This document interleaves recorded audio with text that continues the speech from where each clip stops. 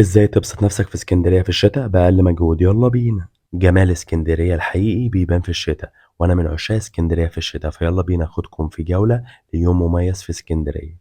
هنبدأ يومنا بالفطار في مكان اسمه سكاي بو قدام القلعة بالظبط على البحر على طول، والفطار كان ب50 جنيه، وبيكون فيه طبق فول وطبق فلافل وطحينة ومخلل وسلطة وطبق بطاطس، وبينزل معاه شاي. ومن ناحية السعر أعتقد مناسب بالنسبة للأماكن اللي بتقدم فطار على البحر في اسكندرية، والصراحة كان حلو جدا. المكان كان حلو قوي، والفيو بتاعه عالمي، والتصوير هناك حكاية.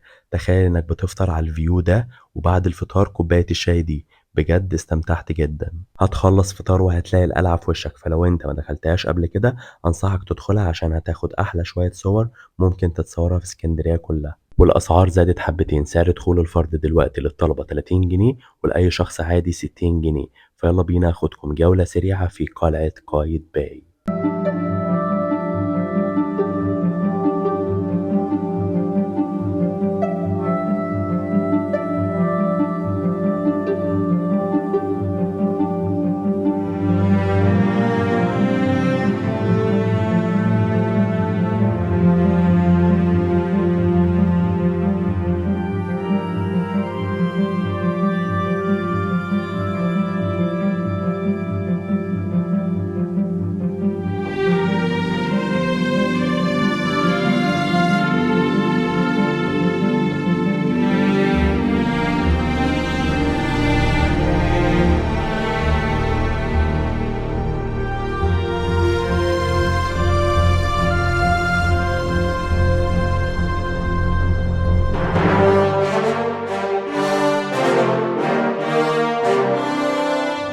بعد كده هتاخد بعضك وتطلع على الشيخ وفيق اللي موجود في بحري، وقلنا نجرب معظم الحاجات اللي عنده. بجد الأسعار عنده كانت معقولة جدا، وجبنا من عنده رز بلبن بالمكسرات وأم علي سادة وكسكسي سادة، وللأسف البليلة ما كانتش موجودة. والصراحة كل حاجة كانت حلوة وانبسطنا جدا، وبالأخص الرز بلبن عنده خطير. وبقالي 10 سنين باجي اسكندرية وعمري ما دخلت المكتبة، فقلت أدخلها المرة دي. وتذكرة الدخول كانت ب5 جنيه، وللطلبة ب3 جنيه، فما فيش أحسن من كده. والمكتبة الصراحة أبهرتني جدا، وبجد مكان عظيم ومحتاج يوم كامل عشان تخلصه.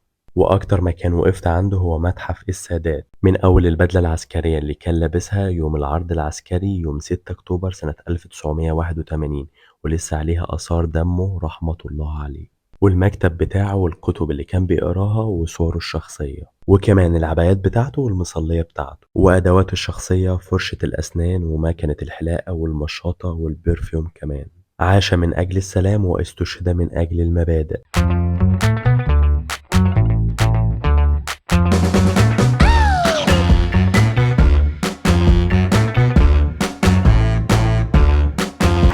ازاي تبسط نفسك في اسكندرية؟ عيل صغير ده اقل من صغير. يلا بينا. يلا بينا. وفي الغروب اتمشينا على البحر لحد محطة الرمل، وطبعا ستاربكس ده مش بتاعنا، عشان نروح مكان في الدور ال11 كافيه اسمه المشربية. عايز اقول لكم ان المكان ده اختراع. المكان كله عبارة عن شبابيك مفتوحة، تحتيها ترابيزات تقعد عليها، في فيو خيالي يا جماعة. فنجان القهوة في الجو ده والمنظر ده يسوى كتير والله، عشان كده كان ب25 جنيه. صديقي طه الغني جاب مولتن كيك بقى في الفيو الجامد ده. تخلص بقى القعدة الرايقة دي وتطلع على ألبان سويسرا، موجود في الإبراهيمية شارع بورسعيد كامب شيزار، عشان تضرب أحلى طاسات جبنة ممكن تاكلها في حياتك. جبنة واحدة ستريبس ولحمة بالبصل وصدق مشوي، بقيت بتكلم اسكندراني اهو، صدق. وبجد كلهم كانوا أحلى من بعض، وبالأخص اللحمة بالبصل كانت رهيبة. نحل بقى في وش ألبان سويسرا هتلاقوا القلاع سلطان الفطير، وهو سلطان فعلا. طلبنا فطيرة بغاشة بالكاستر وكانت حلوة قوي. وفطيرة بالايه بالبغاشة والكاستر، شكلها ملبن يا طه. تحفة. صديقي طه. جامدة. بجد والله دوقني دوقني، استنى كده. ده ملبن يا محمد.